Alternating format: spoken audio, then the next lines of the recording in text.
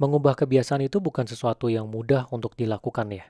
Kalau misalnya kita sudah melakukan sesuatu berulang-ulang, entah ini positif ataupun negatif, selama kurun waktu yang lama, berbulan-bulan, bertahun-tahun, bahkan sampai dengan puluhan tahun, itu susah banget dirubah. Ya makanya kalau kita ketemu banyak orang yang sudah tua atau mungkin orang tua kalian, itu susah banget kita untuk kasih tahu dia untuk merubah sesuatu. Bahkan teman-teman kalian, bagi kalian yang mungkin umurnya 25 sampai 35, itu kalau lihat temen pengen rubah kebiasaan dia, itu juga udah susah. Apalagi yang dia sudah lakukan bertahun-tahun, puluhan tahun. Contohnya apa? Sesimpel gosok gigi. Kita gosok gigi, pegangnya pakai tangan apa? Cara gosoknya gimana? Ya biasanya keluarin itu pasta giginya gimana? Itu sudah ada kayak blueprintnya di dalam otak kita. Jadi kita sudah otomatis ngikutin blueprintnya kita. Bahkan kita tanpa berpikir pun bisa. Sambil nonton TV, sambil dengerin lagu, dengerin podcast, atau mungkin sambil baca gitu ya, ambil pasta giginya terus kemudian gosok gigi, bisa. Karena sudah menjadi kebiasaan yang melekat di otak. Ya sudah puluhan tahun melakukan sikat gigi. Jadi ini berlaku di semua hal. Nah, di sini saya ingin ngomongin tentang bagaimana caranya untuk membentuk kebiasaan baru, ya tips-tips yang bisa langsung kalian pakai untuk bisa kalian implementasikan dalam keseharian kalian. Jadi setelah nonton video ini, jangan lupa kalian catat ya, dan kemudian kalian implementasikan. Karena kalau kalian denger doang, percuma, nggak akan ngubah apa-apa. Yang akan berubah itu kalau misalnya kalian denger, catat, dan diimplementasi. Ini adalah hasil adopsi dari banyak buku dan juga pemikiran saya pribadi ya. Jadi mungkin di sini kalian juga banyak yang sudah baca buku terkait dengan habit ya. Atomic Habits misalnya, Power of Habits, kemudian Seven Habits of Highly Effective People, atau mungkin buku saya Multifocus, ada yang udah pernah baca di sini. Nah, intinya di sini saya akan kasih intisarinya ke kalian. Ada 4 hal yang bisa kalian lakukan untuk membantu membentuk kebiasaan baru. Yang pertama, yang paling cepat menurut saya adalah menentukan identitas diri kalian. Siapa diri kalian? Sebagai contoh ya, kalau misalnya kalian ketemu sama artis. Artisnya itu yang badannya bagus nih. Mukanya juga bersih, awet muda. Kemudian kalian makan sama dia. Mungkin nggak si artis ini makanannya kotor? Misalnya kita pesan makanan yang sangat-sangat berlemak, kemudian suruh dia makan. Mungkin nggak dia makan? Kemungkinan besar dia akan nolak. Karena dia tahu dia adalah seorang artis. Dia harus jaga badan dia. Atau kalau misalnya kalian ajak seorang trainer gym, suruh dia makan bareng sama kita, terus kita kasih nih makanan yang agak minyak gitu, minyaknya banyak. Dia makan nggak? Kemungkinan dia nolak, karena dia adalah seorang trainer gym. Jadi cara terbaik sebenarnya itu kita rubah identitas kita. Kalian tentukan dulu, kalian itu siapa? Ini berlaku di semua aspek ya. Kalau misalnya fisik, kalian bisa menentukan identitasnya sebagai seseorang yang sehat. Ya, kalian ini adalah orang yang sehat, figur yang sehat dikenal sama orang. Jadi nanti ketika kalian sudah menentukan itu, semua yang kalian lakukan terkait dengan kesehatan bisa sejalan dengan itu ketika kalian mengingat identitas itu. Misalnya lagi, kalian mau menjadi seorang investor yang hebat. Di dalam pikiran kalian, kalian adalah seorang investor yang hebat. Apa sih definisi dari seorang investor yang hebat? Oh, dia kalau misalnya investasi tuh ada diversifikasinya. Dia tahu cara manajemen resikonya. Dia tahu gimana mengelola portfolionya dengan baik. Dan seterusnya. Gitu. Jadi, mulainya dari identitas dulu. Kalian plotting dulu, aspek apa nih yang kalian ingin bentuk kebiasaannya. Baru setelah itu kalian tulis, kalian ini apa gitu, identitas kalian tuh apa gitu. Kayak misalnya saya identitasnya adalah saya seorang pengajar, ya pebisnis dan konten kreator. Salah satunya adalah konten kreator. Berarti apa? Berarti ya saya bikin konten secara rutin. Karena saya adalah konten kreator. Banyak orang di luar sana, ya dia mulai untuk bikin konten. Dia nggak memposisikan dirinya itu sebagai konten kreator. Jadi dia baru bikin mungkin 50 video, dia udah stop, dia nggak bikin lagi. Karena dia nggak melihat itu. Nah kalau saya, mungkin saya bikin 50 bisa lanjut terus. Kenapa? Karena saya melihat diri saya di luar dari seorang pengajar ataupun pebisnis, saya juga adalah seorang konten kreator. Ini sangat membantu sekali ya guys ya. Jadi nanti kalian bisa gali lebih dalam. Kalian ini siapa? Ya tulis detail di semua aspek, kalian ini siapa? Nanti setelah itu setiap kali mau mengambil keputusan, kalian lihat lagi identitas kalian. Sejalan nggak yang kalian lakukan itu dengan identitas yang kalian bentuk? Ini yang pertama. Yang kedua, buat pemicu yang jelas. Nah, untuk sebuah kebiasaan baru itu muncul di dalam hidup kalian, kalian harus bisa buat pemicu yang jelas. Caranya gimana? Misalnya, kalian bisa menggabungkan kebiasaan lama kalian dengan kebiasaan baru yang kalian mau bentuk. Misalnya, saya itu sangat intens mendengarkan audio edukasi, nonton podcast edukasi, dan juga baca buku. Tapi waktu saya kan padat nih dari hari ke hari. Nah, yang saya lakukan apa? Saya selipkan di kebiasaan lain saya yang dimana itu bisa lakukan dua hal sekaligus. Jadi misalnya apa? Kalau makan siang nih, makan siang saya mungkin sekitar 40 menit ya. Dari makanannya datang, terus saya ambil sendok segala macam makan, terus duduk bentar, kemudian balik kerja. Nah, pada saat makan siang, itu saya setel satu podcast. Itu sudah pasti, udah bagian dari rutinitas.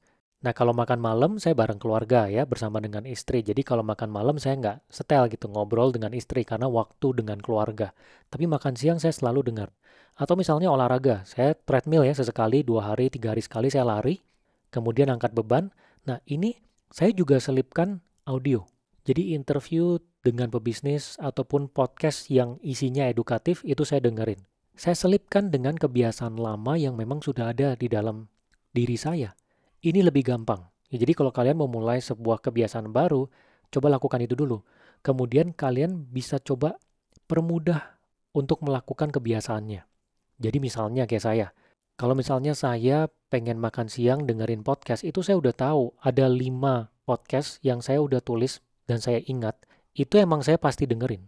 Podcast tentang startup, podcast tentang cerita pebisnis itu pasti saya dengerin dan saya udah tahu milihnya apa. Jadi nggak ngabisin waktu dalam memilih dan lainnya.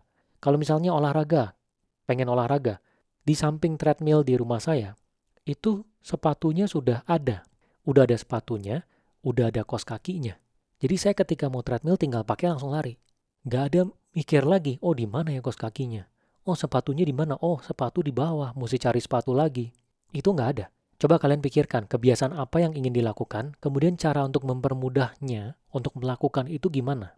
Nah kemudian selanjutnya itu kalian bisa untuk melakukannya dikit dulu. Nah ini saya selalu sampaikan berulang-ulang ya di banyak video saya. Kalau misalnya bingung memulai sesuatu, lakukannya gampang dulu aja. Mau lari, lari aja 20 detik. Lari 20 detik, aneh kan? Nggak apa-apa aneh. Tapi kalian sudah melakukannya.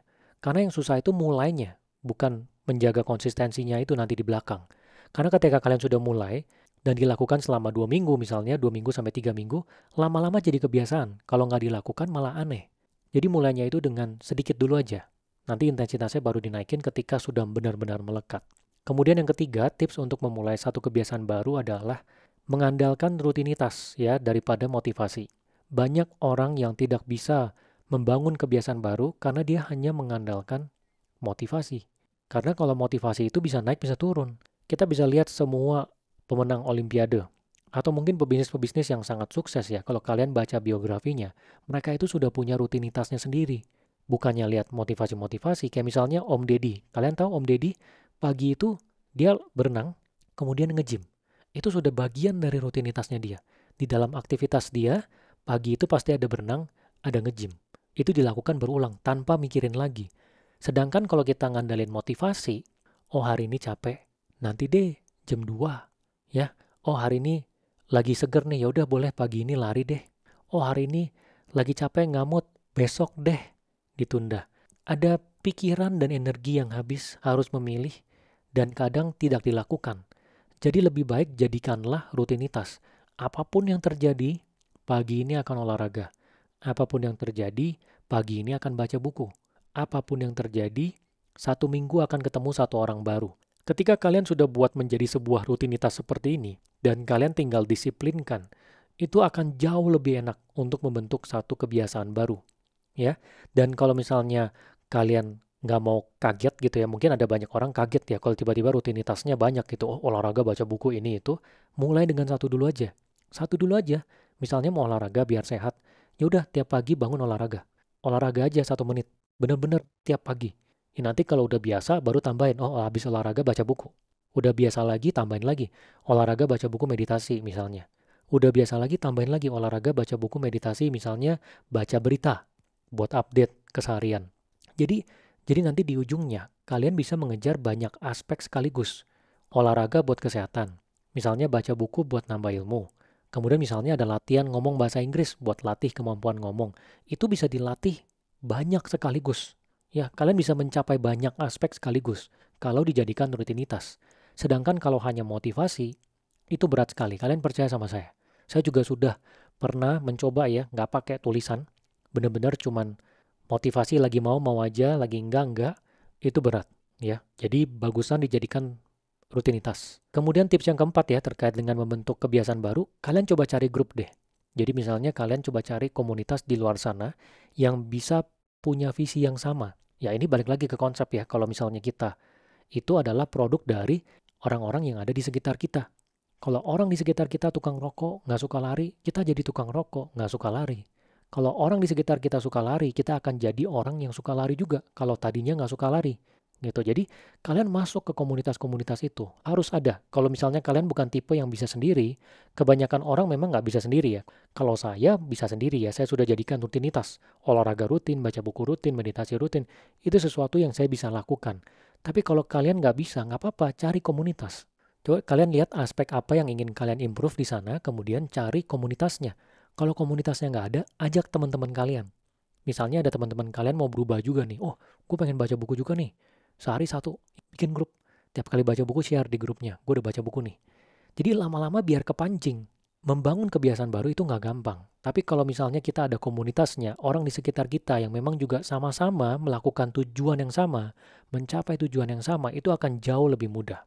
Jadi 4 itu tadi adalah tipsnya ya guys ya. Tentukan identitas diri kalian, buat pemicu yang jelas, kemudian manfaatkan rutinitas ya, jangan mengandalkan motivasi, dan cari grup yang bersama dengan kalian.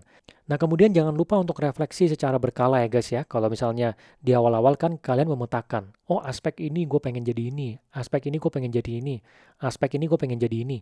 Ini harus kalian review secara berkala. Karena terkadang setelah 6 bulan atau setelah setahun, kita tuh bisa berubah yang kita ingin capai. Kayak misalnya dulu, saya pengen six pack nih di umur 25. Tapi sekarang enggak. Saya pengennya sehat aja. Yang penting saya sehat, fokusnya nggak perlu ada six pack, six pack. Yang penting badannya sehat, berat badannya ideal, sudah cukup. Jadi secara berkala kalian lakukan review ya supaya kalian bisa memperjelas, oh yang dilakukan itu mestinya apa aja yang bisa diselipkan di rutinitasnya. Kemudian goalnya sudah sesuai belum? Dan saya cukup percaya ya, 5 tahun dari sekarang, 10 tahun dari sekarang, mungkin kalian punya goal itu pasti bisa berubah. Ya sama dengan saya pribadi. Semoga berguna ya guys.